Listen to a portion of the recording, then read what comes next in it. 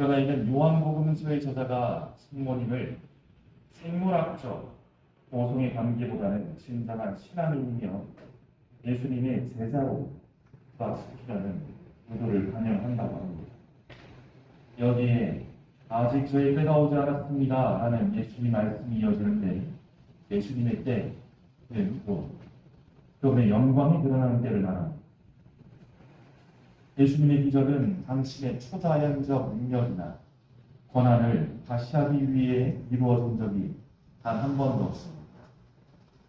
오직 하느님의 통치와 현존을 알리고 그것을 확인하기 위해 한 목적으로 행해집니다. 따라서 그분의 기적과 영광이 드러나는 시기는 하느님의 뜻과 하느님의 의지에 따라 결정된다라고 이해할 수 있습니다.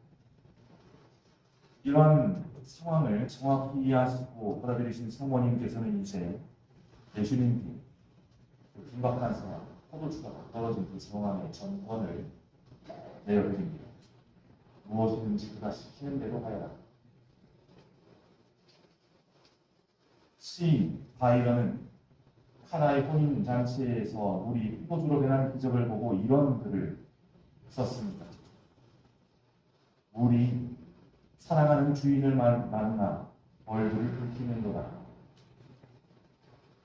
바이런은 물이 포도주로 변한 것을 시적으로 표현했지만 그 표현에는 깊은 믿음이 담겨 있습니다. 예수님이 물을 포도주로 변화시킨 것을 요한은 기적이 아니라 표징이라고 부릅니다.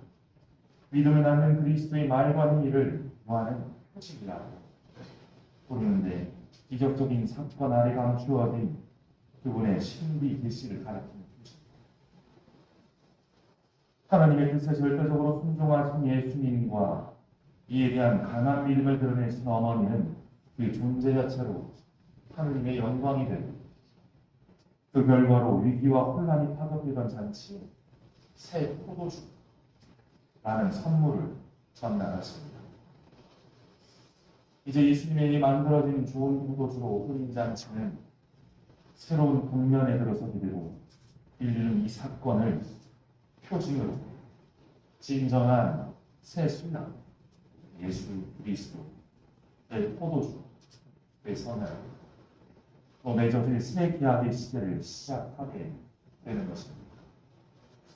혼인잔치에서 물이 포도주로 변화되는 첫 번째 기적은 새로운 구원자의 시대, 신약의 시대가 시작되었음을 알리는 그런 신호입니다.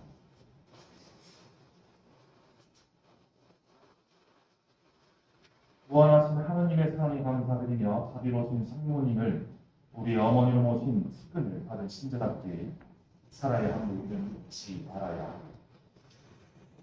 여기까지가 강의를 시작하겠습니다. 셀기도 모임은 저에게 생소한 모임 중에 하나였습니다. 이름 알고 있었지만 어떤 모임인가 잘 몰랐었습니다. 그러다가 제가 제 신대주에 계신데 셀프연분께서 소방관을 저에게 하나의 흰색 책자를 하나 읽어보는데, 이런 모임이구나 라는 걸 좀 깨닫게 되었습니다. 분명히 성모님이 얘기 내려주신 어떤 명을 따르는 단체로 있는 기도를 끊임없이 내주시는 간구하고, 예수님께서 하나님께서 들어주시고자 끊임없이 기도하는 하나의 우리 기도 단체, 기동장된 그런 군대다. 사람한테 예수가 떠오르긴 한데요. 그만큼 부장된 단체다 라고 생각이 들었습니다. 그러나 우리가 실질적인 삶 안에서 이런 어떤 행위들을 이어나갈 때 이게 근간되는 것은 무엇인가를 제대로 알아야 되지만, 우리의 어떤 행위에 대한 목적이 분명히 현다라고 저는 생각이 듭니다. 그래서 이번 강의는 제 기도 모임 자체에 대한 풀이나 해설이라기보다는 성모 마리아론에 대해서 어떻게 이 역사가 흘러왔는지 간략하게 설명드리고 괜찮으시겠습니까? 사실 제가 여기 막 준비했는데요. 인터넷이 안 된다고 해가지고 다 너무 아쉽습니다. 시각자료가 있으면 굉장히 괜찮은데 말로만 전달하려고 하니 다소 질그치더라도 정신 꾹 붙잡으시고 들어주시면 감사하겠습니다. 네. 감사합니다. 마리아로는 예수 그리스도의 어머니인 성모 마리아에 대해 연구하는 기독교, 가톨릭 모든 그리스도의 신앙에 대해서 말하는 그러니까 마리아에 대해 선언하는 모든 것들을 우리 마리아론이라고 말을 합니다. 특히나 서방교회 중 천주교회는 이게 굉장히 중요한 신학 연구 분야 중에 하나입니다. 서방교회인 개신교회에서는 그리스도론의 탄생부터 거기서만 예수 마리아를 다루기만 합니다.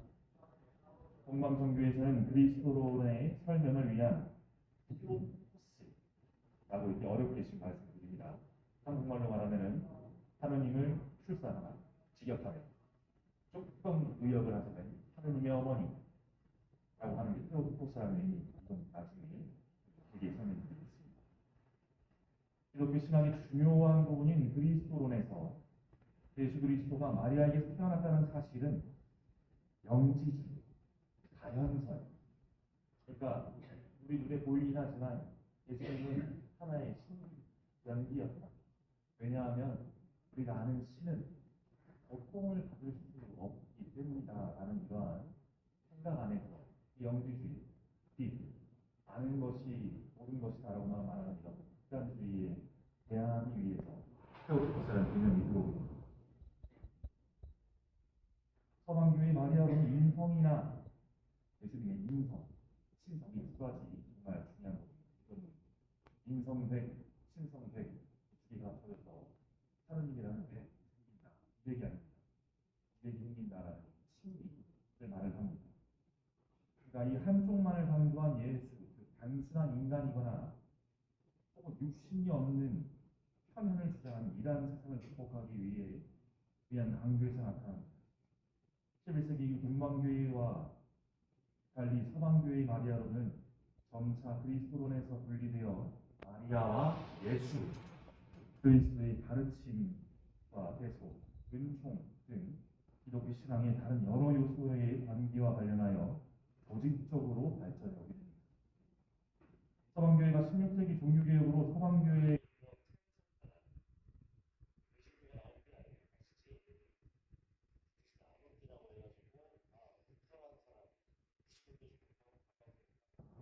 제시하면서 가장 크게 반박했던 것은 바로 이 마리아입니다. 이 종교개혁의 찬성파와 반대파로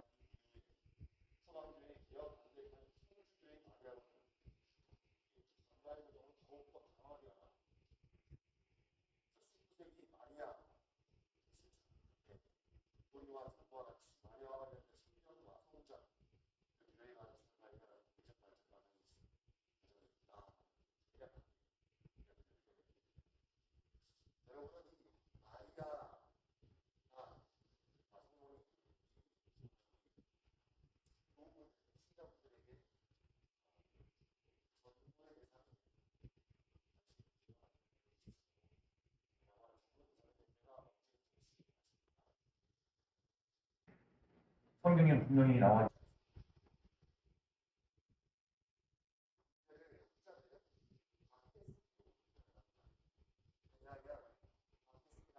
또 마리아에 대한 분위기가 정확하게 공식적으로 정해지진 않았습니다. 그러나 박해 시기 때는 사람들이 글자도 모르고 내가 그리스도의 신자다라고 말도 하지 못하는 그런 상황에서 교리나 어떤 이 내용들을 전달할 수 있는 수단은 그림밖에 없었습니다.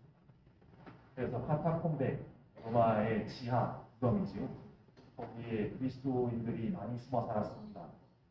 그 중간중간에 보면 물고기 모양을 그려서 여기는 그리스도교 이미 있는 곳이다 라는 표시가 남겼는데 그 근처를 보면은 마리아와 관련된 그림들이 많이 그려졌다라고 말을 합니다. 이런 어떻게 보면 그림으로 이어지던 마리아에 대한 교리 내용이 313년 기원후 313년 로마 대파가 끝나고 이때 로마에서 가톨릭은 종교가 아니었습니다. 근데 밀라노 칙령이라는 어떤 문서 하나를 통해서 가톨릭도 종교다라고 해서 종교의 자유가 가져왔습니다. 그 다음부터 이제 지하에만 있던 그런 이 가톨릭이 지상으로 올라오게 되면서 직접 이제 복음을 전파할 수 있는 환경들이 마련이 됩니다. 근데 이때 사람들이 숨어 다니면서 이러던 교리가 굉장히 파편화되어 있지 않습니까? 사람들이 떨어져 지내다 보니 묵을 장소가 없어가지고 서로가 믿는 내용들이 조금씩 달려나가기 시작합니다. 이러한 현상은 갈라티아에서도 똑같이 나옵니다. 바오로가 이런 말을 하시는 바오로파입니까? 그리스도파입니까? 아폴로파입니까? 다 묻는 것처럼 예수 그리스도라는 분 한 분이 계신데 이 분을 보고 말하는 사람은 여러 분, 말하는 내용도 조금씩 다른 차이 이제 마찬가지로 이렇게 나타나게 됩니다. 조금 다른 이야기지만 불교에서도 이제 부처님이 열반에 올랐다고 하나요? 내려다가 열반에 오르시고 나서 제자들 500명이 모여서 아난이 이렇게 말했습니다. 나는 이렇게 들었습니다. 여러분 어떻게 들었습니까? 라고 말하면서 500명의 제자들이 서로 자기가 들었던 내용을 비교하면서 이렇게 한 가지 교리로 만들어가기 시작합니다. 이런 내용이 이러한 공유한 과정이 우리 가톨릭 교회 안에서 일어나게 됩니다. 313년에 아까 종교의 자유가 얻어졌다고 하지요. 그다음에 431년에 제2차 세계 대공의회 에페소 공의회에서 다루어지게 됩니다. 아까 말씀드렸던 인성이냐 신성이냐 예수 그리스도가 어떤 분이냐 라는 말을 정립해 나가는 과정에서 아까 말씀드렸다시피 인성 예수님은 참 사람이시며 참 인간이시며 하느님이시며 참 인간이시니라고 우리가 니케아 콘솔토시에서 고백하지 않습니까? 그 내용이 이제 여기서 조금씩 정리되기 시작합니다. 온전한 사람이라면 우리가 구원받을 길이 없습니다. 하느님이셔야 됩니다. 그러나 온전한 하느님이시라면 우리에게 길이 될 수 없습니다. 왜냐하면 그분은 하느님의 우리 인간이기 때문에. 그렇게 참 사람이시며 참 하느님이심을 정립하기 위한 교부들의 고민이 바로 하느님의 어머니 라는 개념으로 여기 태오라고 말하는 단어는 하느님, 포코스, 출산하다 하느님의 어머니라는 말이죠. 이때 굉장히 가톨릭 교회 안에서는 큰 바람이 일니다. 어느 것이 맞는 것이냐. 정확히 말하면 테오토코스라는 말은 하느님의 예수님의 인성을 강조하는 부분입니다. 왜냐하면 그 전까지는 모두 다 하느님으로만 알고 있던 예수님을 참 인간임을 이제 우리가 이야기하고 고백하는 그런 과정이 되었기 때문에 이때에 반대편에 서 있던 이름은 기억 안 하셔도 됩니다. 네스토리우스라는 사람이 있는데 끝까지 반대하다가 이건 아니다. 난 이걸 같이 믿을 수 없겠다 라고 말을 하면서 처음으로 개신교보다 더 먼저 앞서서 가톨릭에서 분리되어 나가는 하나의 종교가 탄생하게 됩니다. 그게 중국에 처음 전해졌던 정교라고 합니다. 그 먼 옛날에 네스토리우스는 그래도 한민기는 믿음을 가지고 중국으로까지 건너가서 이런 교리들을 전하게 됩니다. 이것이 초기이지요. 다음에 조금씩 이제 간략하게만 설명드리면은 이제 교회 대분열 이후 소망교회 중세로 넘어가게 됩니다. 계속해서 이제 우리가 믿는 큰 교리들이 있지요. 삼위일체 하나님, 강생무소, 천주문제 알아보십니다. 상상 말아야죠. 감사합니다. 바로 챙겨 보냈고요. 그런 어떤 커다란 교리들이 정해지는 시기가 바로 초기 교회와 중세 이 사이가 됩니다.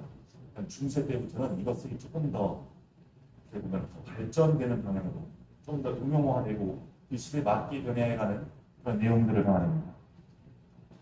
교회 대분열, 서방과 동방교회가 분열되어지는 그 이후에 서부 유럽의 서방교회에서 중세 시대에 접어들면서 성모 신심은 시리아의 성 에프레트, 다마스쿠스의 성 요한, 클레르보의 성 베르나르도 등 성모 신심가들의 영향을 받아 더욱 성장하여 한 차원 크게 발전하게 됩니다. 이때에 우리가 항상 바치고 많이 바치는 성모들이 나타나기 시작하고요. 그 다음에 수도원 등지에서 부르는 아베 마리아,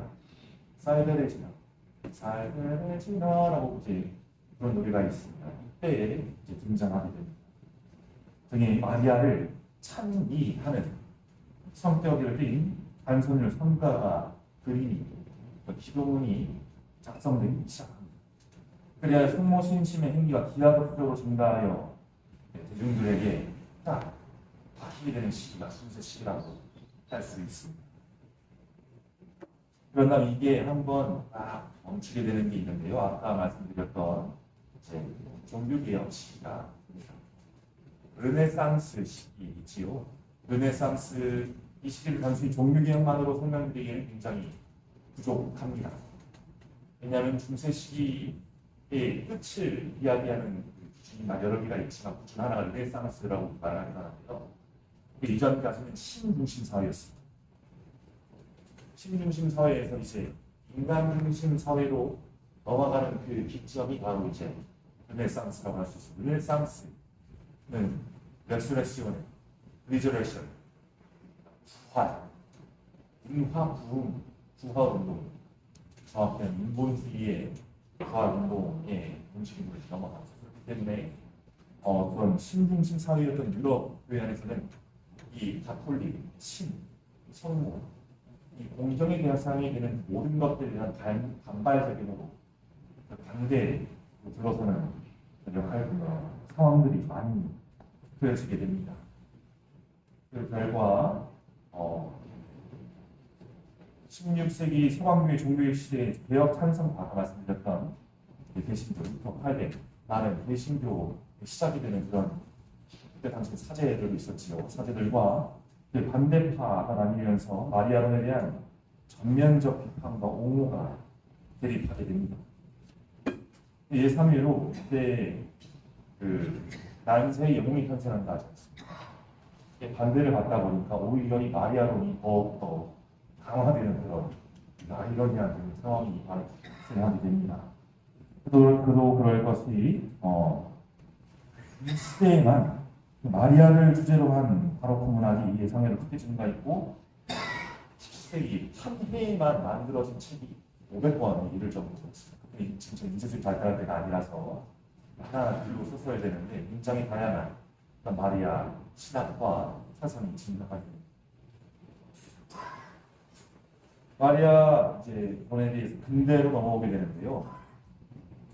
조금만 힘드신 분입니다. 아직 현대까지 얼마 남지 않습니다. 동방교회 지역에서는 보편교회 범죄에 따릅니다. 가톨릭과 크게 다르지 않습니다. 아까 말씀드렸던 하느님의 어머니 테오토코스 이외에 교리적 선언은 없고 교리적 추가 사항도 없습니다. 그러니까 딱 아까 처음 초기교회 때 말씀드렸던 431년 에페소 공회에 있었던 마리아는 하느님의 어머니시다 라는 이 표현 이외에 어떤 추가적 선언은 없다. 동방 종교회이고요. 서방교회 지역에서는 대신교회 역시 보편교회 범주를 지키긴 합니다. 그러나 테오토코스 이상의 그리스도론 관련 교리적 연구는 전혀 없고요. 일부 급진적 개신교단에서는 관심조차 두지 않습니다. 여기 거기서는 공격하시고 마리아교다 말을 하면서 서방교회 지역 천주교에서는 완전히 우리가 하는 것처럼 완전히 다른 양상이며 교리와 신심에서도 중요한 요소로 나타납니다. 현대로 넘어오게 되면 남미의 해방신학과 여성신학 점점 분류되기 시작합니다. 이게 왜 그런고 하니 제2차 바티칸 공의회는 다들 아시죠? 이 제2차 바티칸 공의회는 정말 가톨릭 교회 역사 안에서 정말 다시는 없을 굉장히 획기적인 전환을 다룬 그때입니다. 1950년. 그때 당시 저는 그때 태어나지 않았지만 거의 2000년을 이어오던 라틴어 미사가 각 자국어, 모국어 미사로 바칠 수 있게 허락이 주어지고 벽을 바라보면서 하던 우리 그때는 미사를 드리러 간 데는 했습니까? 아니면 보러 간 데는 하지? 예. 신자들이 사실 그 안에 들어올 여지가 없었습니다. 사제만 있었어요. 그래서 사제 중심, 사제 우월 중심들이 빠져있던 그것 안에서 교회가 획기적인 전환을 하게 됩니다. 이번 제2차 바티칸 공의회의 정신 모두가 함께 오늘날 우리 교회 누구 안에서도 시노달리다스로 이야기하면서 신자들의 이야기 그리고 서자들의 이야기 이 모든 것을 종합하여 주님이 또 올리고 또 종합하고 올리고 하는 이런 복잡한 과정을 갖게 되는 게 바로 2차 바티칸 공의회 안에 있습니다. 이때부터 교회의 양상도 굉장히 크게 마리아론에 대한 양상이 더욱더 급변하게 됩니다. 아까 남미에서는 해방신앙, 여성신앙이 많이 발달했다고 하지요. 교회 안에서 여성의 역할이 다시금 조명되기 시작한 그 시기가 이 제2차 바티칸 공의회 이후입니다. 예를 들어서 창세기에 보면은 너희는 번성하여 피부를 다스려라 하는 말들이 있죠. 2차 바티칸 공의회 이전에는 이 다스리라는 말이 마음대로 하라 라는 그런 말들로 번역이 되고, 그래서 산업혁명을 거치면서 이 오늘날 이 환경오염에 보면은 산업화의 영향이다 라고 말을 하지만, 정확히 또 표현하자면은 가톨릭이 이런 해석도 한 목을 했다라고 할 수 있습니다. 그런데 이것이 제2차 바티칸 공의회에 넘어오면서 더욱더 연구가 이루어지고, 그 당시에 다스려라 하는 이 말, 히브리의 말에서 나오는 마이쿠타 라는 단어에 대한 연구가 더 이루어지고, 이것이 선왕의 통치, 여성의 어떤 살림이라고 하죠. 집안을 잘 가꾸고 살림을 하는 그런 모습을 다시 재해석이 되게 됩니다. 그래서 교회 안에서의 이 여성의 위치, 마리아를 그리는 것이 이제는 단순히, 예전에는 예수님, 하나님이 계시고 마리아는 어떻게 보면은 세 번째 주저있기에 뒤에 있었던 그런 모습이라고 한다면, 오늘날의 어머니는 교회를 어머니라고 표현하는 것처럼 마리아의 역할은 굉장히 어느 때보다 많이 좀 더 조명되고 있다고 표현을 할 수 있습니다. 여기까지가 마리아론의 흐름입니다. 제가 한 가지 학교에서 체험했던 성모님에 대한 체험 한 가지 나누면서 시간을 마치려고 합니다. 제가 4학년 때 신학교를 그만두려고 했습니다. 굉장히 왜냐하면 1, 2학년 때는 신학교에 적응하는 기간이고요. 3, 4학년은 이제 신학을 배우는 신학이 점점 더 심화되고 머리가 커가는 겁니다. 그러니까 얼마 배우지도 않았는데 머리만 커져가지고 이제 교회에 대해 굉장히 비판적으로 변하고, 어떤 한 형제가 하는 행위들에 대해서 그 전 맥락적인 이해 없이 만드는 건데, 정의로운 마음 안에 정의로운 것도 아니었지만요, 굉장히 어떤 한 형제가 미웠습니다. 이것을 어떻게 할 거라고 이렇게 생각을 했고, 목줄을 잡고 기도해봐라 라고 말씀해 주셨던 저희 영성 담당 선생님께서 다시 말씀을 따라서 정말 내키진 않죠. 성당에 홀로 앉아서 이렇게 목줄을 잡고 기도를 했었습니다. 주일이었는데 제가 한 30분 했던 것 같아요. 하면서 어느 순간 눈물이 나오기 시작하더라고요. 사실 이 눈물은 감동의 눈물이 아닙니다. 분노의 눈물이었어요. 제가 잘못한 게 아닌데 선생님 이거 어떻게 됩니까? 그래서 목줄을 흘리면서 어쩌하지 못하는 제 모습을 이렇게 자랑하게 됐지요. 근데 신기하게도 그런 마음들이 조금씩 누그러졌습니다. 그 다음에 점차 그 형제의 어떤 전 맥락, 이 사람이 어떤 삶을 살아왔고 어떤 성향을 가지고 있고 어떤 상황 안에서 이러한 일을 나한테 있는가, 그 사람에 대한 이해로 넘어가기 시작을 했습니다. 굉장히 저에게는 별거 큰 체험이다라고는 할 수는 없지만 소중한 한 가지 체험이었습니다. 성모님께서 이런 식으로 나를 돌봐주고 계시구나. 성모님께서는 그보다 더한, 어떻게 보면은 아까 보면서도 말씀드렸지만 어찌하여 저에게 이런 여인이 저에게 무엇을 바라십니까? 라고 이렇게 손을 듭니다. 예수님께서 갈릴레아 호수에서 선교 활동을 하실 때 제자들이 예수님께 스승님의 어머니와 친지를 찾아왔습니다. 누가네 어머니고 누가네 여기 있는 나의 말을 듣는 사람, 듣는 사람. 예수님, 마리아님은 이 말을 들었을 때 어떤 감정을 느꼈습니까? 더 억울하지 않았겠습니까? 그 가슴에 꽤 찔리는 예언을 받으시고 그거 실현되는 그 자리, 예수님은 십자가에 못 박혀 계시고 다가가서 내 아들아 말도 하지 못하는 그런 상황을 알아서 얼마나 더 억울했고 얼마나 부모가 탔을지 모르는 그 성모님의 마음을 조금 감히 이해했다라고 표현하지 못했습니다. 그런 것들을 바라보게 되니 나도 더 기도해야 되겠구나라는 그런 생각밖에 들지 않았습니다. 이렇게 좀 체계적이지 못했지만 좀 짧은 시간이었기 때문에 사실 방금 말씀드렸던 역사의 흐름을 설명하기 위해서는 적어도 5시간 이상은 필요합니다. 굉장히 요소만 설명드린 거라서 이 파편을 읽기란 굉장히 어려우리라 생각이 됩니다. 그러나 이거 하나만 꼭 기억해 주시기 바랍니다. 우리가 지금 바치고 있는 그 기도 하나하나가 2000년 전 이어오는 그 기도이면서 우리가 하고자 이 모임을 통해서 셀 모임을 통해서 이루고자 하는 그 많은 성인 성년들이 이루어졌던 바 중에 하나이기도 하면서 그러나 우리가 그걸 이어가고 있는 사람들이다 라는 것을 꼭 기억해 주시고 성모 마리아 나 어떤 사람인가 어떤 분이셨는가 다시 한번 돌아보시는 그런 시간이 되었으면 좋겠습니다. 잠시 묵상하겠습니다.